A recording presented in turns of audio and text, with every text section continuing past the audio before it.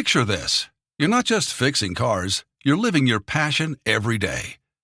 At Cox, you'll work on a diverse range of automobiles. Surrounded by a team of friendly, like-minded individuals, you'll enjoy great pay and benefits. Ready to make this a reality? At Cox, we're recruiting auto and diesel techs to join our Mannheim and Fleet Services teams. Learn, grow, and fine-tune your career as a technician at Cox. Find out more at cox.careers/autotech.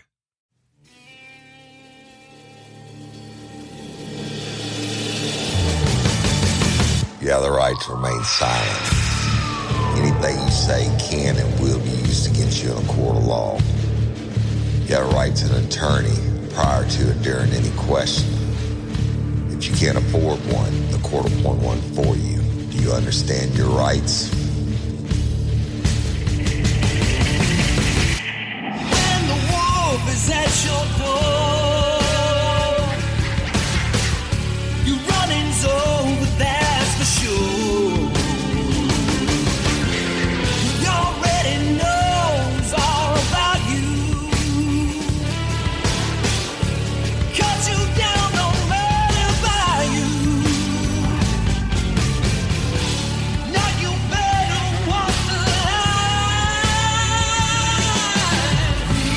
life, real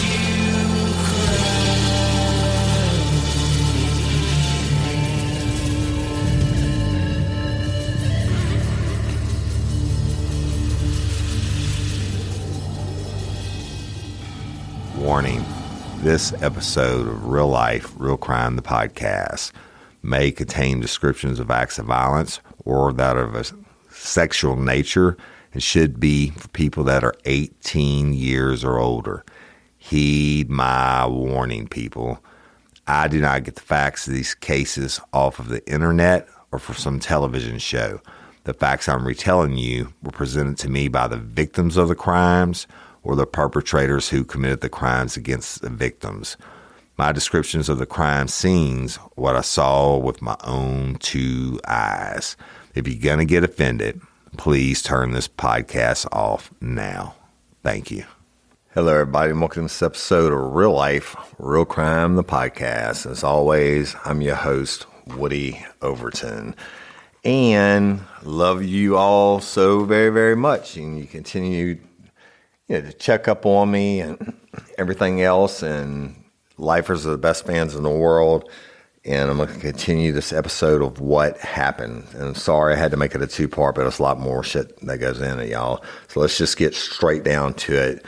And when I left you last, I had just been admitted into the hospital because I was so fucking sick, basically. And they couldn't get my blood pressure up and the high fevers and, total shit show that it was. Couldn't see and all kinds of bad stuff. And so when I first got it was late at night and got admitted in to the hospital itself because they ran all the basic tests and excluded everything else in the emergency room, right?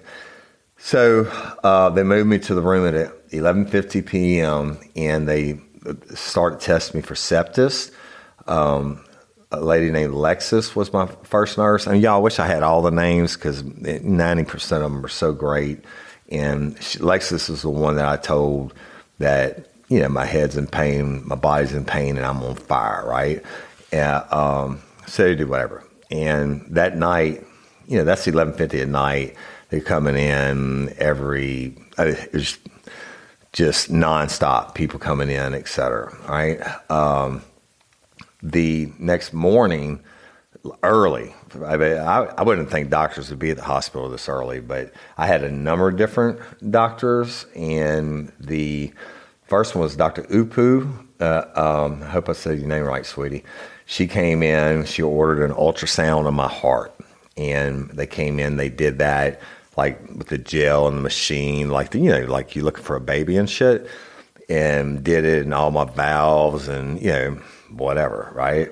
I'm still hooked up to fluids, and they started me on something, vancomycin or something like that. They also did a leg ultrasound, just like my heart. They took that machine, they traced all my major veins to make sure there was no blockage and what have you. Now, I'm in a world of fucking hurt and can't breathe, can't fucking can't breathe. Yeah, I guess I couldn't breathe a lot, but mainly because of the pain and light and sound sensitivity,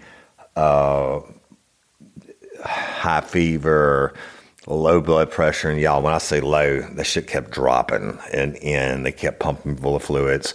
Supposedly, and I may be wrong on this, but I think that the fluids were to try to get my blood pressure back up to a manageable level. And a lot of the pain and everything I was having was attributed to that, but they didn't understand what was causing the low blood pressure, right? So Dr. Upu comes in, and I think they call her like the house doctor. She just generally sees everyone that's on the floor, and then she calls in whatever doctors from the other fields that, to check out my shit, I guess, right? So they did the ultrasound and all that, and then they come back later that day, and they said, well, you know what? We need to do a spinal tap to rule out spinal meningitis because you definitely got a viral infection, and we think you might have meningitis. And I'm like, I never heard anything good about a fucking spinal tap in my entire life.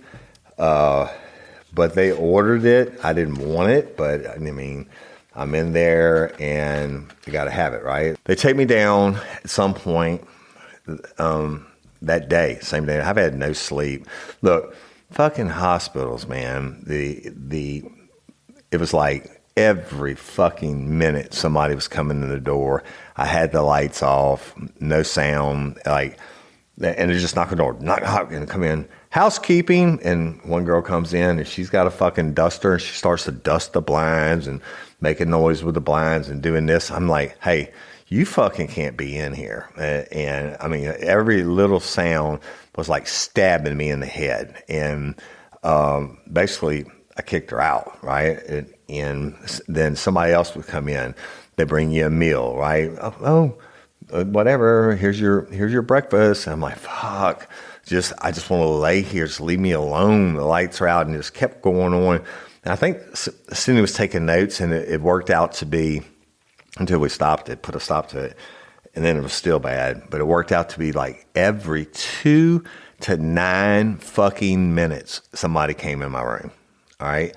And then they want to talk, or they're changing this, or they want to mop, or they want to do whatever. And of course, my nurses were coming in, these doctors were coming in, and I'm like, fucking, I can't do this. I can't take it. I mean, it was bad. Of course, they were coming in on my blood pressure and all that stuff. And, but they ordered the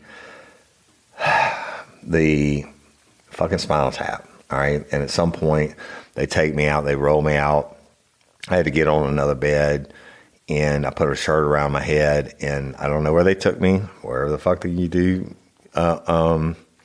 spinal taps at, lumbar punctures or whatever you call it. And I was in like the waiting area of that. And oh man, what's his name? I think it's got to be the last name is Bursagy. He's a lifer. His wife is, and the girls with bomb deals, great lifers. And he was like, hey, he said, I saw your name. I was wondering if it was going to be you. He said, you're in bad shape, huh? He said, well, we're going to get you in here and get this taken care of, get this spinal thing. He said, they're going to give you a lot of deadening shots around where they're going to stick the big needle into your spine, and they got to get spinal fluid out.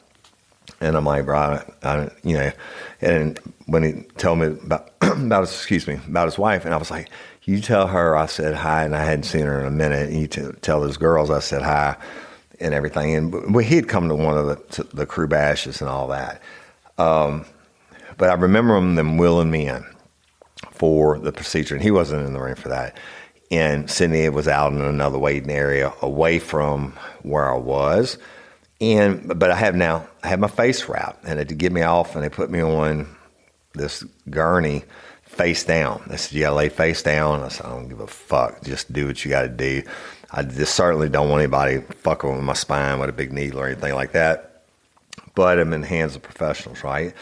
And I remember laying down, face down, and there's at least 3 different women in the room. I didn't see any of them. I never took my shirt off my face. And the doctor was like, or what, I guess our doctor, I don't know. She was like, I'm going to give you all these shots, and you're going to feel them, and it'll be whatever, and then I'm going to stick you and get the fluid out. I'm going to like, do whatever you got to do. I don't care. And so she starts giving me the shots, and now look, it's a day at the office for them. I get that. They're talking about their husbands.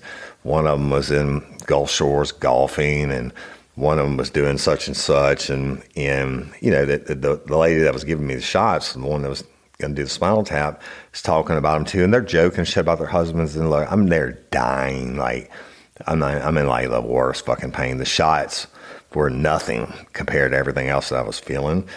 And I just wanted it over with. And she said, well, after she gave me the shot, she said, you're going to feel a little pressure. I'm like, I don't care. She said, it's going to be pressure, though. It's not going to be pain. I said, I don't care. Just do what you got to do. And she started sticking me. And I said, I could feel that. And she said, don't worry about it. It's just pressure. I said, no, I could feel it. And it felt like you ever had the sciatic pain in your back? That shit hurts, right? Like it's that, there's no feeling like that in the world.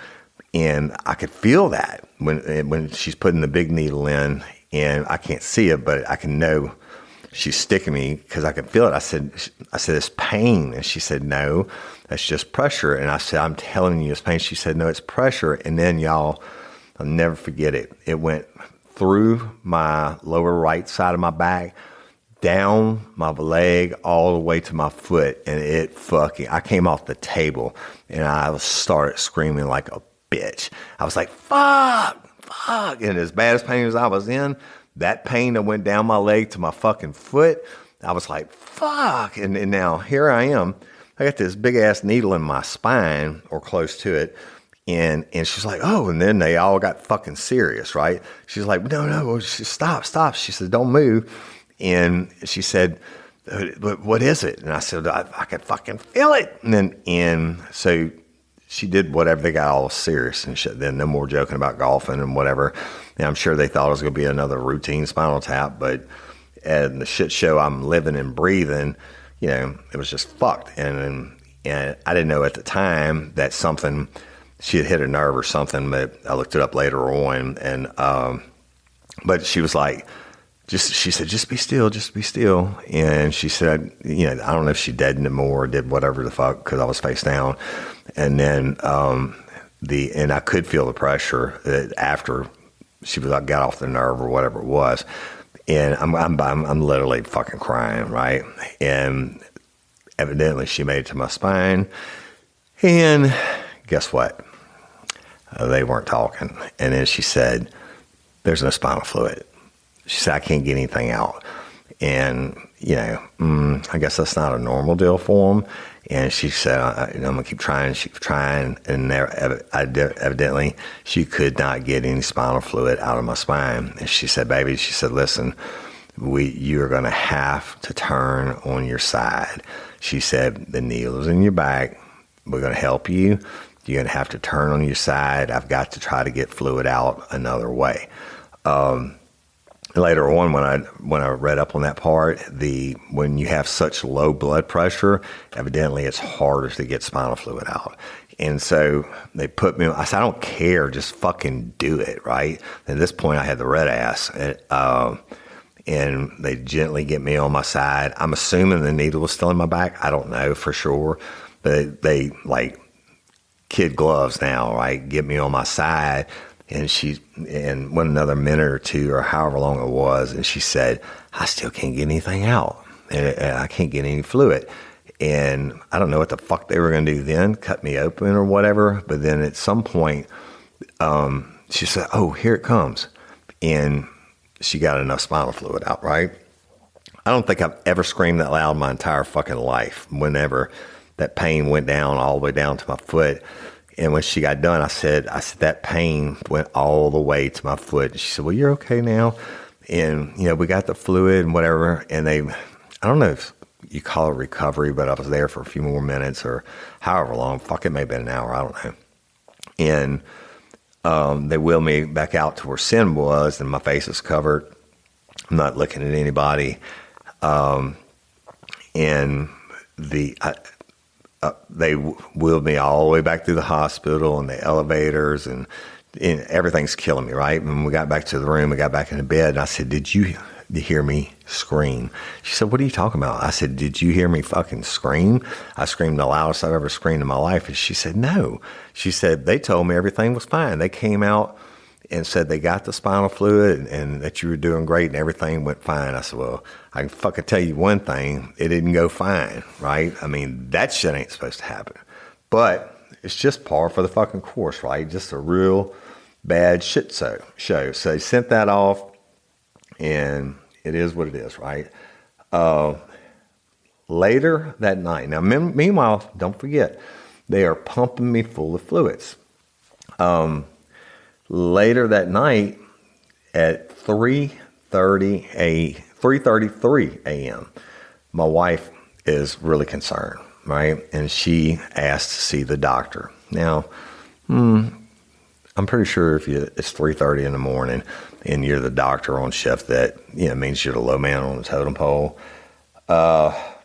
And for whatever reason, Cindy kept pressing it, and she's like outside the room with me, and unbeknownst to me, I mean, I was sick as fuck. My fever was 102.9. The pain was getting worse. My whole bed is shaking. My body's trying to cool itself down, etc. And not only Dr. Westerfield came, okay, and this was around 4 a.m., so about 30 minutes later, and a guy named TJ, or I'm assuming it was a guy, who was a charge nurse, and also somebody named Jared, who was the house manager. They all came to the room. And what I remember about that is they're talking, and Cindy's talking, and this was I say elderly, he's probably my age. This Dr. Westfield introduced himself as, I think it's what I say, Westerfield. This doctor entered, and I remember this. They came in and turned on the light, and Westerfield, and they start talking, and Cindy's like, he's got 103 fever. You can see the whole bed shaking, and and he was like, that's common. His body's fighting an infection, and they're going back and forth. And Cindy's like, well, what if it was your wife? What would you do? He said, Miss Overton, I know this sucks, but I see patients get in here with 106-degree fever, and their whole bed is shaking so bad you can see it from down. You can hear it from down the hallway, right? And they were going on about it, and I was like, y'all need to leave the fucking room. I mean, it was killing me. Every word they were saying, just absolutely, I'm getting stabbed in the head. My whole body's hurting. I got 103 fucking fever. And I was like, just get the fuck out of my room. And I did it. I said it. I was ugly as fuck to the doctor, and I apologize. But, it was bad. So the couple hours later, this is on Thursday, they had Dr. Vu Takari. And sweetie, I hate it if I got your name wrong. I'm going to call her Dr. V. Now, she is head of the infectious disease department for the Our Lady of the Lake. All right. I can't put people's age into context, but she looked like she's just my age or older, right? Very well put together, very well spoken, and nice lady.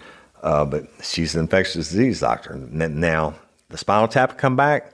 I got no spinal meningitis. They've ruled out everything else, and now they know I'm infected with some bad shit, it's her job to find out what it is or to attempt to. She came in because Dr. Westerfield, the one that came in 3:30 in the morning, had called her to look at me. And he told her, he said, Woody's symptoms are presenting like he has Lyme disease or some type of animal infection, right? And she said, you might have gotten rat urine, which would have been leptospirosis. You might have Lyme disease. You might even have something they call Brucellosis. She said, but we got to do more blood work. We got to grow the shit in the dishes to find out what kind of. It's not something they could test for instantly. They had to draw more blood all the fucking time and put it in the petri dish and watch it grow. And whatever it grew, she would know. She's been doing this 20, 30 years. She could look at it and tell you what it is, right? I mean, that's what she does, infectious diseases. So she did that. They brought in a hematologist.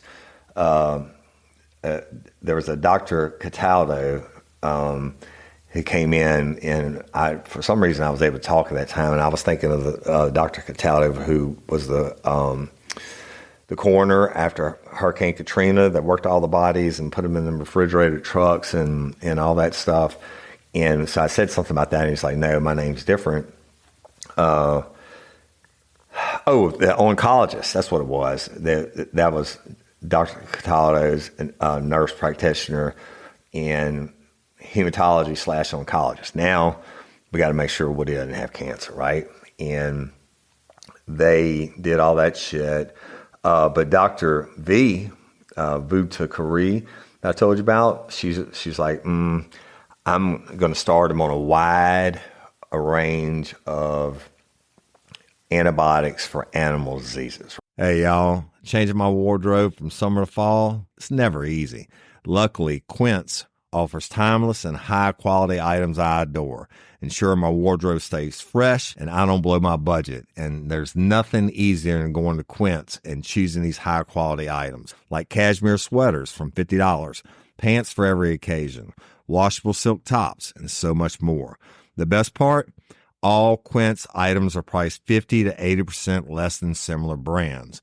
By partnering directly with top factories, Quince cuts out the cost of the middleman and passes the savings on to us. And Quince only works with factories that use safe, ethical, and responsible manufacturing practices and premium fabrics and finishes, and I love that. I got the stainless steel Link Apple Watch band for $59.90. It's heavy duty, it's awesome, and it's like $100 less than I could find anywhere else. And I also got a 100% organic cotton fisherman quarter zip up sweater. The color is alabaster. Man, I can't wait to wear that this fall. And Cindy got the Mongolian cashmere boat neck sweater in heather gray. And I'm telling you, these are classic pieces at a fraction of the price. Make switching seasons a breeze with Quince's high-quality closet essentials.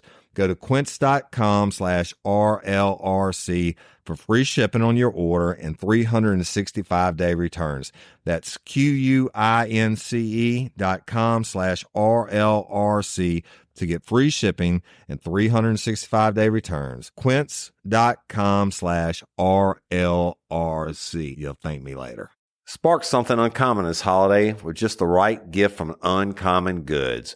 The busy holiday season is here, and Uncommon Goods makes it less stressful with incredible hand-picked gifts for everyone on your list, all in one spot. Gifts to spark joy, wonder, delight, and that's exactly what I wanted feeling. Hey, y'all, I ordered a super cool piece. It's a candle with a sculpture of an LSU's Tiger Stadium on top of it.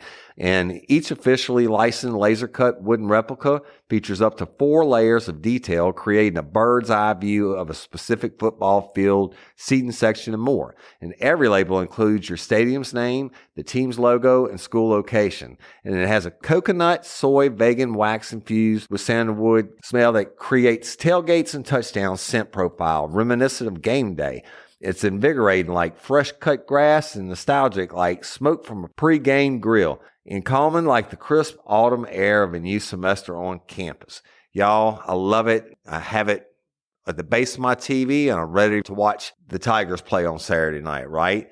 Uncommon Goods. Look, when you shop at Uncommon Goods, you're supporting artists and small independent businesses. And many of their handcrafted products are made in small batches. So shop now before they sell out this holiday season. Uncommon Goods looks for products that are high quality, unique, and often handmade or made in the U.S. They have the most meaningful, out of the ordinary gifts anywhere. They even have gifts you can personalize. From holiday hosts and hostess gifts to the coolest finds for kids, to hits for everyone from the book lovers to diehard sports fans. Uncommon Goods has something for everyone, not the same old selections you can just find anywhere. And with every purchase you make at Uncommon Goods, they give $1 to a nonprofit partner of your choice. They've donated more than $3 million to date. So to get 15% off your next gift, go to uncommongoods.com/RLRC. That's uncommongoods.com/RLRC for 15% off. Don't miss out on this limited time offer. Uncommon Goods, we're all out of the ordinary, right? So just in case, all these different ones. So they start adding all these antibiotics into my shit. And, you know, she pretty much knew that I had some type of infection. So they did that. Now, all this shit's going on. I'm still sick as fuck. And my wife tells me, she says, I have something to tell you. And I said, what? And I mean, how can this shit show get any worse? She said, your daddy's being brought to the hospital by ambulance. Now, that's like an hour and 20 minutes away from their house. Evidently, I won't go into it for personal reasons, but they were bringing him to the hospital by ambulance, which is never good. He's like 83, 84. And I'm like, fuck. And they get him to the hospital, and he had to sit in the emergency room. They do test, and guess what? He tests positive for COVID.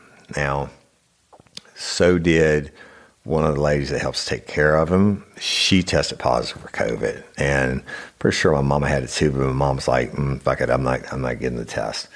So this is going on. Now I'm worried about my daddy on top of everything else, but I couldn't do anything, right? And I told Sin, I said, my dad was still in the emergency room. I said, go down there and talk with my mom, right? Because, I mean, she's got to be upset and everything else. And she did. And while she was gone, Dr. Cataldo and Dr. Westfield came in the room, not Dr. V. And they said, based on the rod size, whatever that is, I guess that's what's growing in the Petri dish, that I had to have what they call brucellosis, all right? And we'll get into that in a few minutes.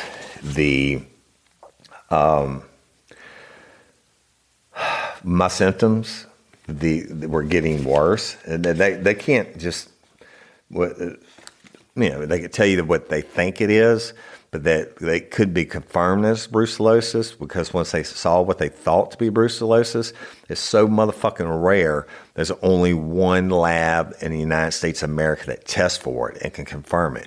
So they had to take more blood, and they flew it. They flew it on a jet plane, I think it's California or somewhere, to have it tested. Now, when this lab gets it, they got to do the same process they were doing for the lake, right? They got to put it in a dish and grow it. And if I get the medical terms wrong, y'all, I apologize. But they had to put it in a dish and grow it, and that's the way that it was. But meanwhile, I'm getting worse, right? And Dr. Upu, who's the house doctor, came back in and was checking me out. And I said, I started having chest pain, y'all, right on my sternum. Now, I got all this pain in my head and my upper body, and really, like I said, when I get down to my chest, even knew I was having pain in my chest. It didn't even fucking register with me. I mean, it hurt right in my sternum. It hurt, but everything else was hurting so bad I didn't really give a fuck. And Cindy said that when I would fall asleep, I was taking very short breaths. I didn't know I was doing this, right? Cindy gets the Dr. Upu in, and she's telling me, she told her about it. And Cindy said, look, I want you to understand something. Woody is very swollen. And she said, what do you mean? And she said, normally when he lays down, that he's so skinny that he has like an indentation in his stomach. She said, look at his stomach. It's swollen, it's sticking out. And she said, my face, I am skinny. I get it. And she said, but my face was full, my arms were full, my hands. And she's like, that's not Woody. And the doctor was like, that's, if you get swollen, you only get swollen in one area. She told my wife, she said, that's fine. Don't worry about it, etc. Well, she leaves. And meanwhile, my head continued to get worse and worse, which how can it get any worse at this point? I don't even know. But my chest, and this was the real fucking deal, my chest started to hurt worse. My sternum, it was like, it was broken and every breath hurt, right? So that was like at 9:24 in the morning.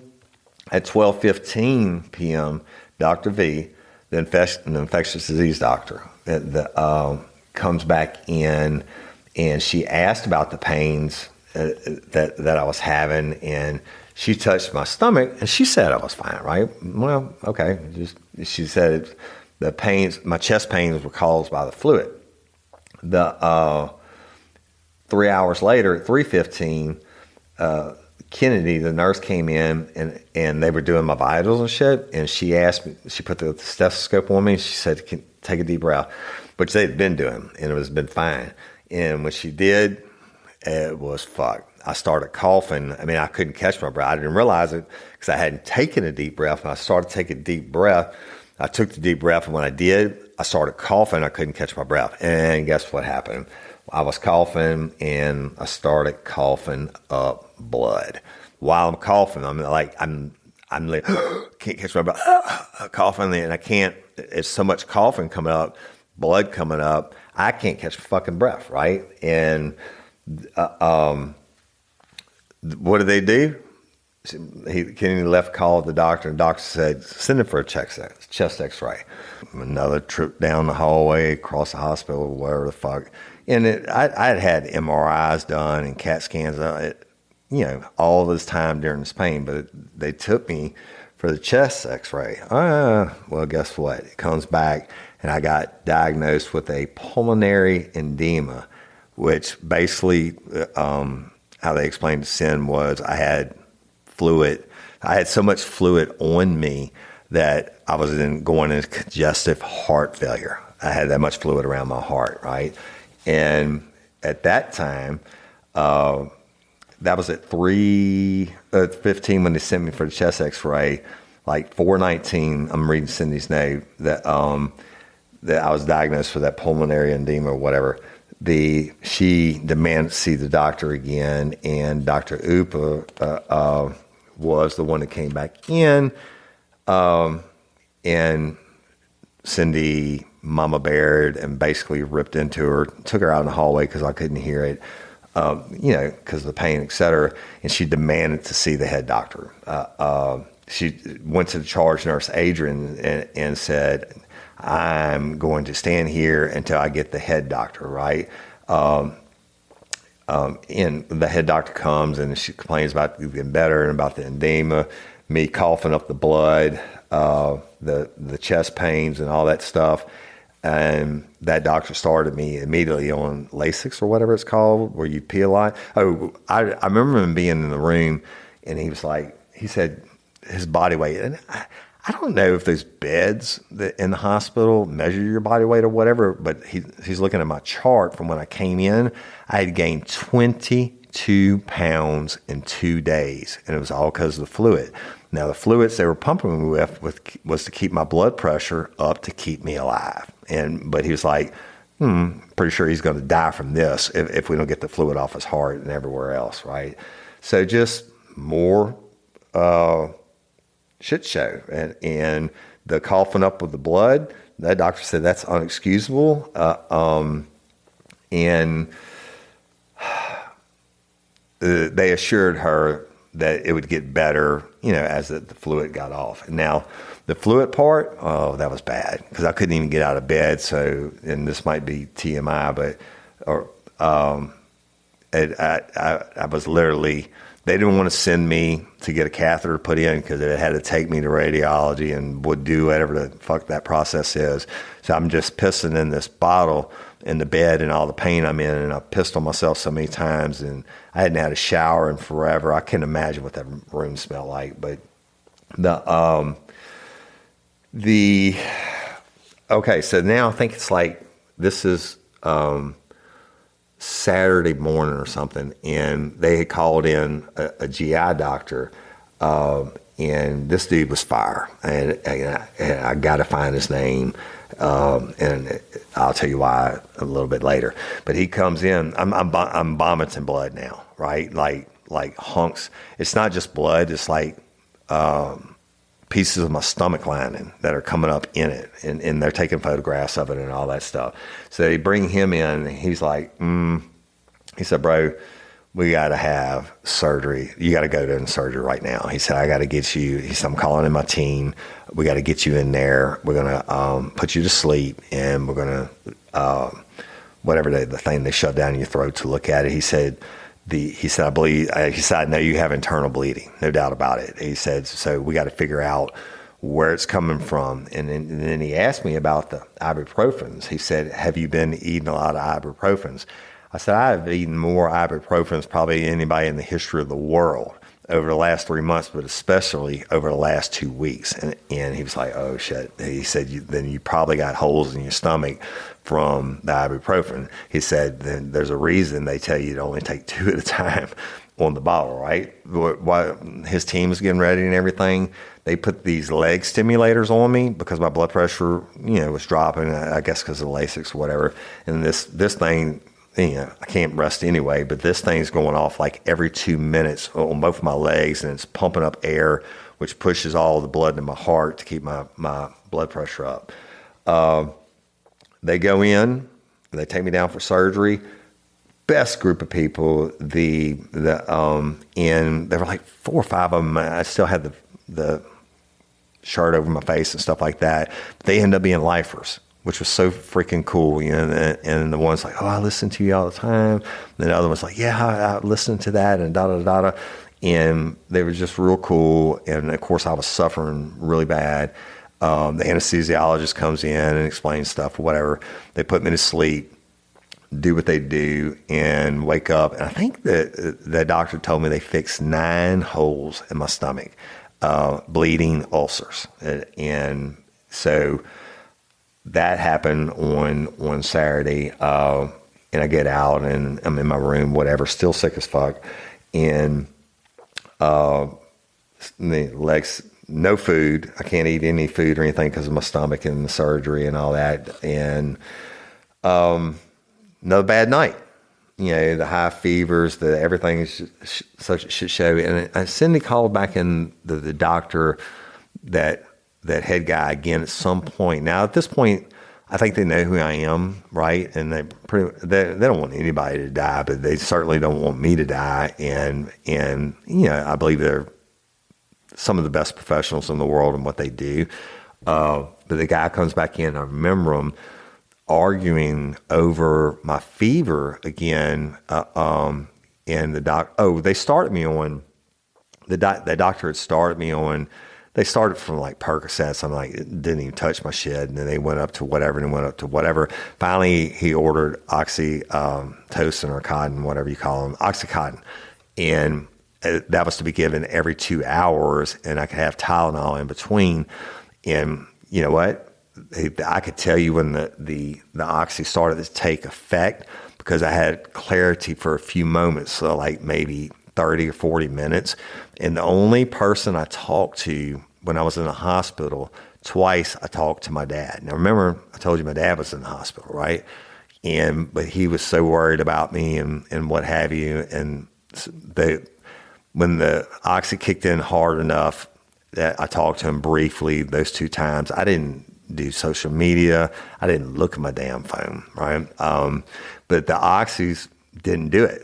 It wasn't enough. And that doctor came back in, or they called the doctor. Oh, the day after the surgery on Sunday, the one time, one one of the only times Cindy ever left the damn room. She came home to get whatever or do whatever. I forced her out, right? And when she was gone, I'm in the bed and I'm like, holy fuck, I gotta throw up. And I made it, however I made it to the toilet in time, and I threw up, and it was blood. And the GI doctor came back in, and he didn't like that shit. He was like, bro, we can't have you throwing up. You just had major surgery in your stomach, and they did whatever to do that. But anyways, that doctor comes back in, the other one, and Cindy and him are arguing about, I'm not getting any better. My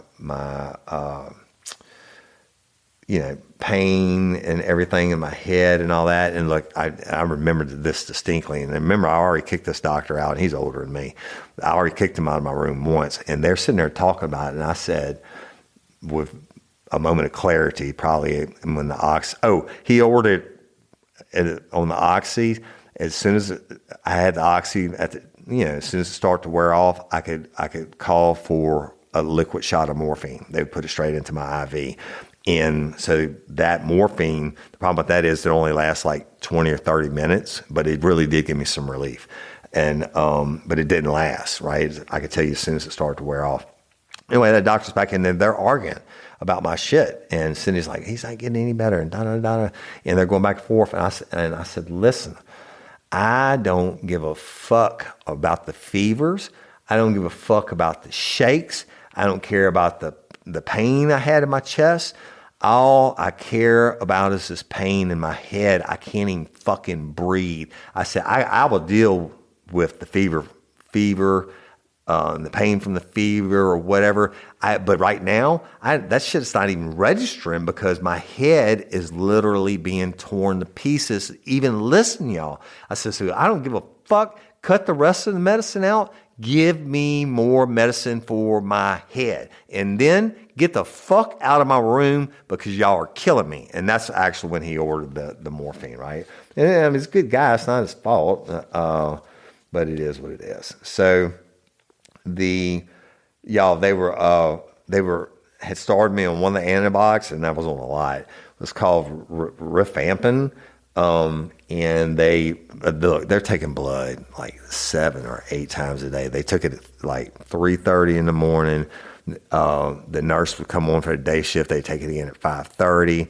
They take it at 11:30, and then these doctors' orders would come in. The different doctors, and they would take more blood throughout the day. And look, I was sick of it. I'm talking about my veins. I look like a damn dope head. Every vein had been stuck in every part of my body.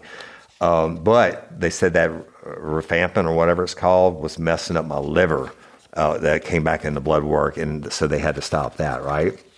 I was getting more and more frustrated, and I'm reading from Cindy's notes. And I knew we were going to be there longer, right? Nothing was getting fixed. I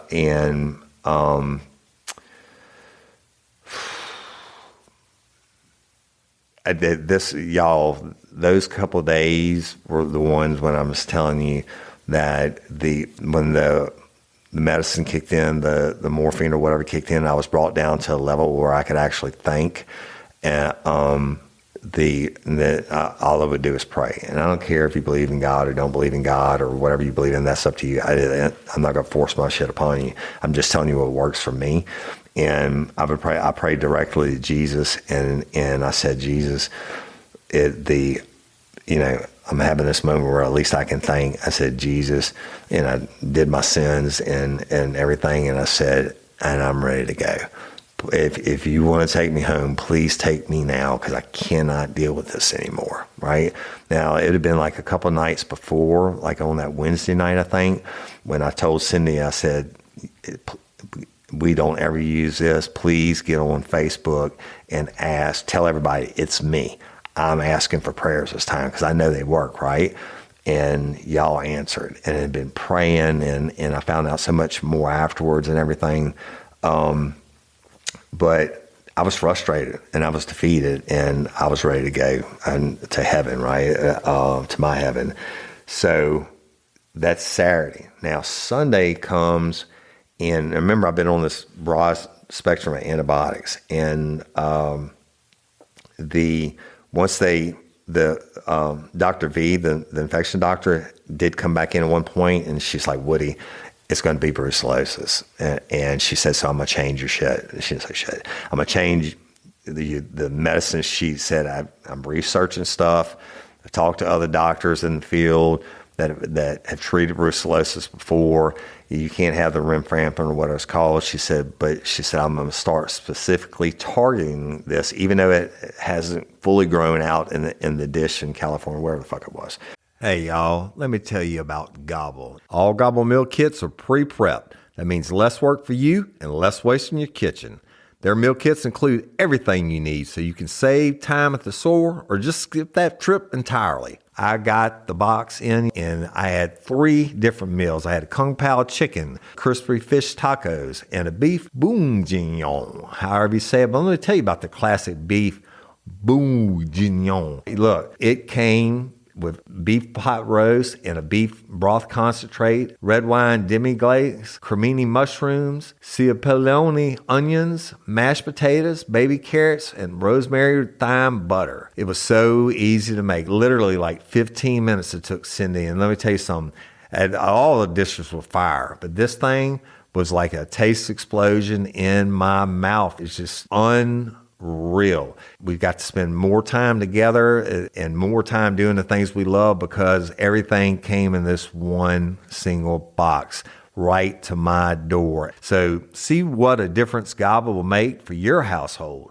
Right now, they're offering my listeners a fantastic limited time deal. You get $120 off across 4 boxes plus free shipping and free cookies. And let me tell you, those cookies, I ate one that was sin baked and it was delicious. Go to gobble.com/real life. That's GOBBLE.com/real life for $120 off your first 4 boxes. This offer is not available on the home site, so don't miss out. This is genius. It's taste explosions in your mouth like you never had. Hey ladies, are you feeling overwhelmed by hormonal changes? Well, you're definitely not alone. There are more than 1,000 hormone disruptors living in our environment right now. It's in your food, your water, the air you breathe, the clothes you wear, your skincare products. They all mess with your hormones.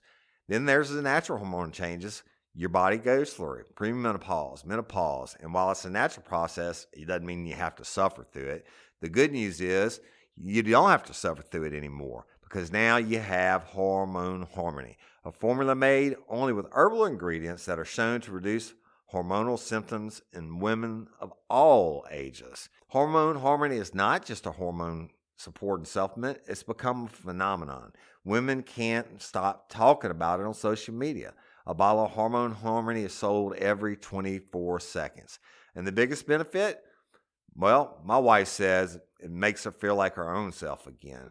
And that's what women mention over and over in the reviews. And there are over 30,000 reviews for Hormone Harmony. And for a limited time, you can get 15% off your entire first order at happymammoth.com. Just use code RLRC at checkout. That's happymammoth.com and use code RLRC for 15% off today. That's happymammoth.com and use code RLRC. And she said it's going to start targeting this. And it's been probably on Friday or something like that before my stomach surgery and all that. And on Sunday, I started feeling better, and that's just the truth. I'm like, the fever didn't come during the daytime or whatever. I wasn't out of the woods. My head was still hurting. My ears were ringing, but I was better. Now I'm on the oxy and the morphine, but I felt better, right? And that night, and I'll never forget it, I was due for my next medicine, the next oxy at 9:30 p.m. And they gave it to me, right? Now, I hadn't had temperature all day, but I was feeling better. I can tell you because I could look at my phone. I think that's one of the times I called my dad. At 9:30 that night, they gave me that last oxy, And the nurse comes back in like an hour later expecting to give me the morphine. I said, I don't want it. And she's like, what do you mean? I said, I don't want any more pain medicine. I'm feeling better. And that night, I went the whole night and never ran a fever.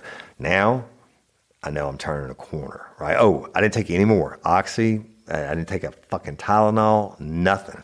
So now I know I can feel myself getting better. I told you I'm attuned to my body. I can feel myself getting better. I go the whole night, and now I'm kind of fucking excited. And I'm not going to die, and I don't feel like I'm going to die. My head is finally feeling better. I was still sick as fuck, no doubt about it, but I was feeling better, and now I'm feeling better without pain medicines and stuff like that. And evidently, whatever Dr. V had put me on was really starting to work. And that night was the night we turned the corner. Now, me, being me, in Hayden hospitals, I couldn't wait for Dr. V to come back in at 8 or 9 in the morning. Because I wanted to go home, right? I think I'm good. And then she came in, and I said, Doc, no medicine and no fever for like 24 hours now. No fever. My head is better. Refusing pain meds. I'm ready to go home. And she said, you ain't going anywhere. And I'm like, Doc, just, let me go, right? She said, no, you're not going to go. And I said, listen, Doc, the Saturday, I think it was Saturday, or maybe Sunday morning, I don't remember. At a certain point when I had a moment of clarity, I promised Jesus, I said, you know what? Oh, yeah, it had to have been Sunday. Because I said, if you let me out of the hospital by, now I'm cutting deals, right? And I said, you let me out of the hospital by 5:30 tomorrow afternoon, I'll quit smoking forever, right? Well, Dr. V comes in, I said, look, I'm better, I'm ready to go home. And she's like, you're not going anywhere. And I told her about the deal I cut. And she said, well, now you, and she kind of laughed. She said, now you're, putting the pressure on me. She said, but you're not going anywhere, right?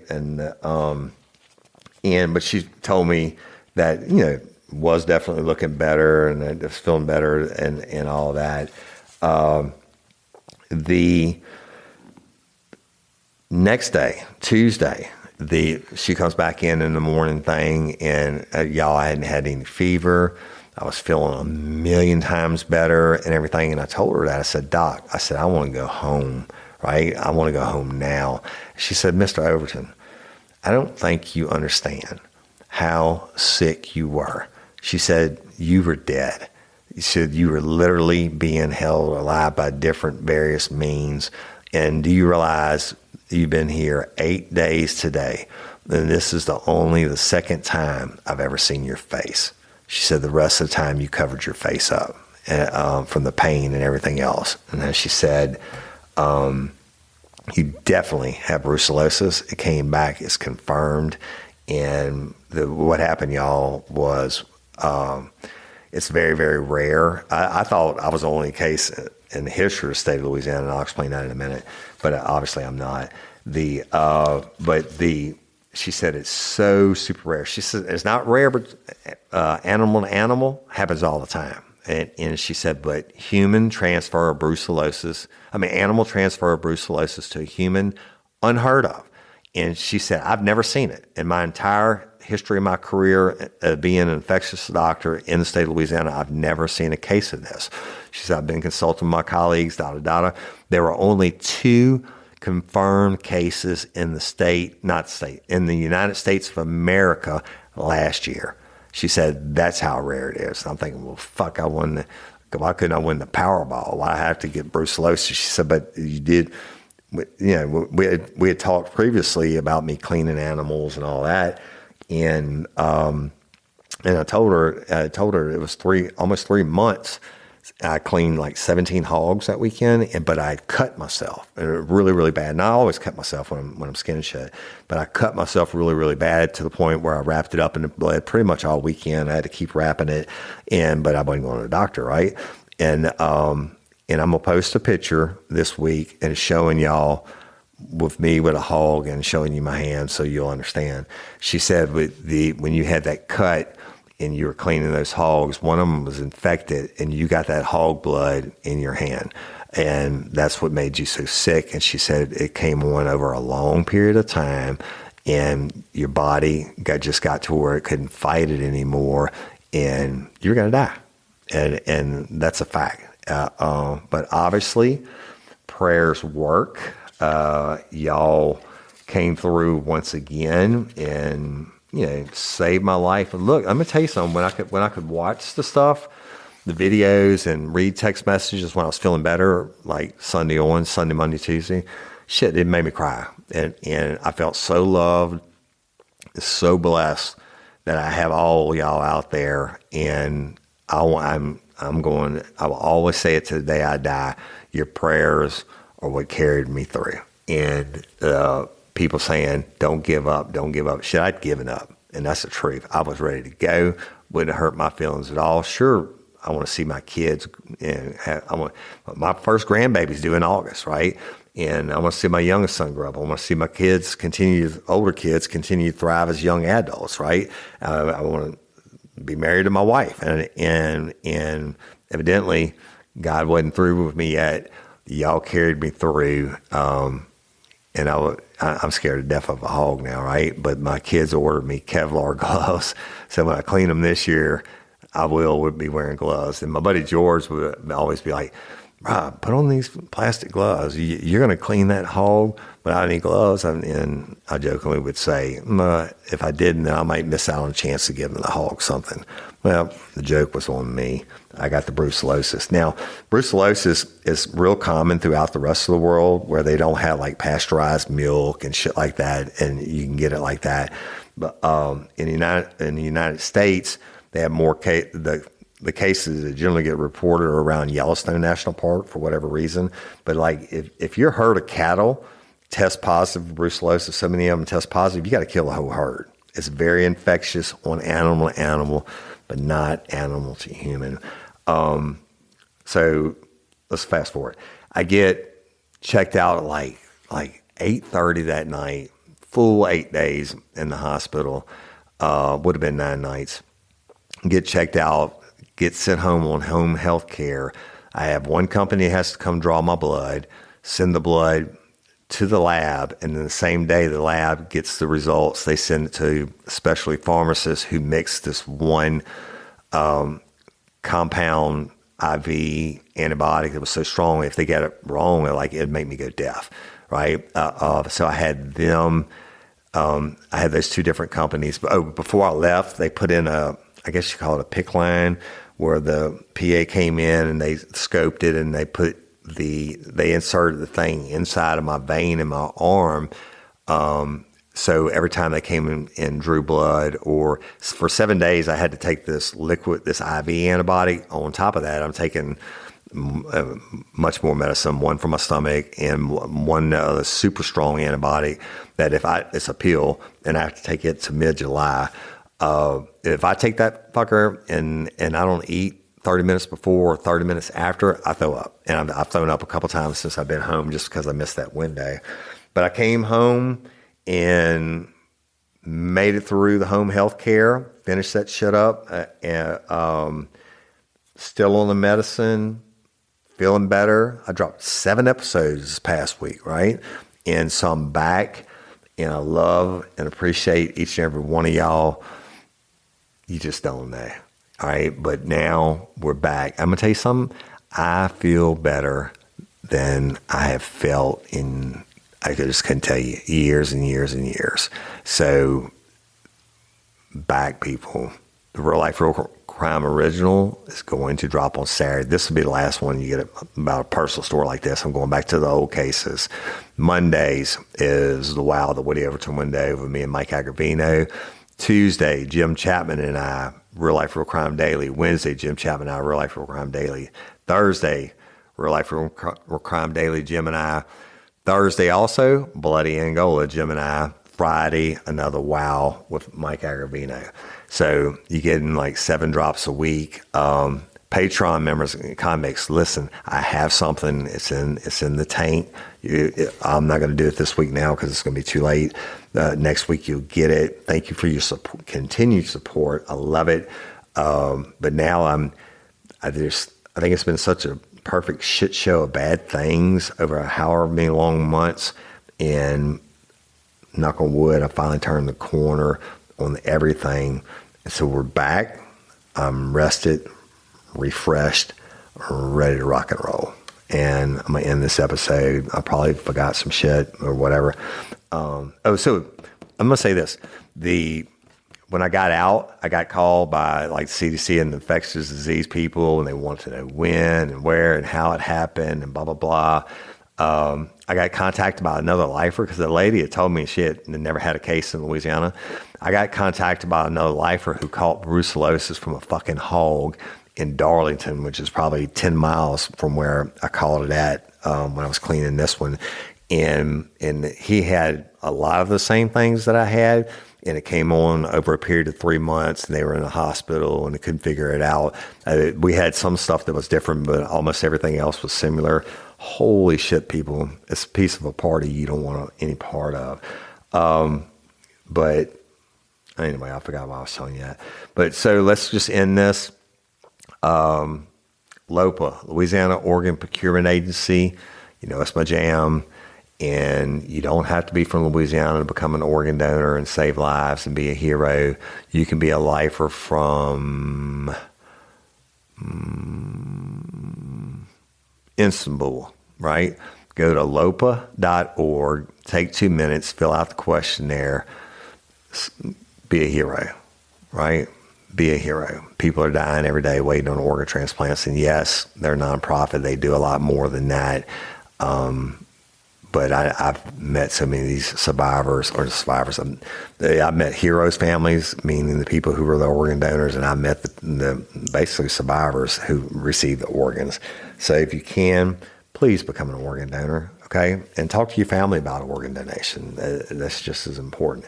And one more time, I've got to say, let me say this. The People's Choice Podcast Awards are coming up, and y'all know I've won every single one of them, including last year, the Big Enchilada I'm won Best Male Host several times, several years in a row, but last year, the only one I'd never won was the Adam McCurry's People's Choice Podcast. That's all podcasts in the world, et cetera. And I won that last year. I'm not taking nominations for it. I'm not going to ask my fans to do it again. No doubt we could win. No doubt. But I've been doing it since we started Real Life, Real Crime. 5 months afterwards, we got the nomination, made the finalist, and we won that first one for drama and storytelling in 2019. And over the years, we've won everyone: best true crime, best drama storytelling, best male host, most influential, Adam Curry's People's Choice, and winning it multiple years in a row. And you know what? Let somebody else have it. All right. Y'all validated me, but in the grand, I was thinking about this in the hospital. The grand scheme of the awards and the trophies and all that, that is really cool. There's no doubt. It's super, super cool. But it didn't mean dick compared to y'all praying for me. And that's love. And I don't need a trophy to show me y'all's love. You showed it to me, and I'm here today because of y'all. Fact. Not an ass-kissing statement. That's a fucking fact. Take it to the bank. All right? And I'm going to conclude this episode. And I'm Woody Overton, your host of Real Life, Real Crime, the podcast. And until next time, or ever, don't let me catch you down on Murder Bayou. Peace.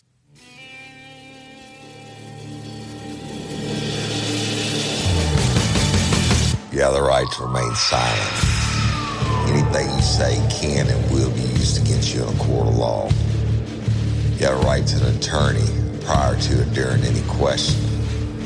If you can't afford one, the court will appoint one for you. Do you understand your rights? When the wolf is at your door, you're running over, that's for sure.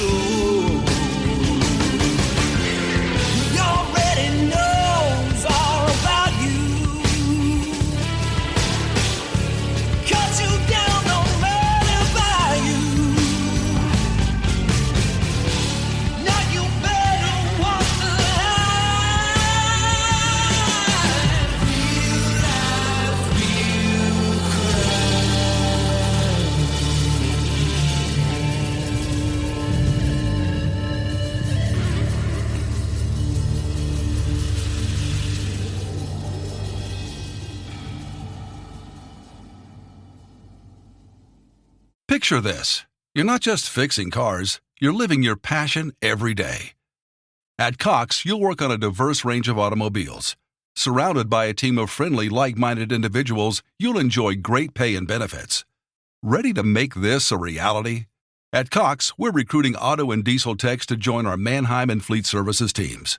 Learn, grow, and fine-tune your career as a technician at Cox. Find out more at cox.career/autotech.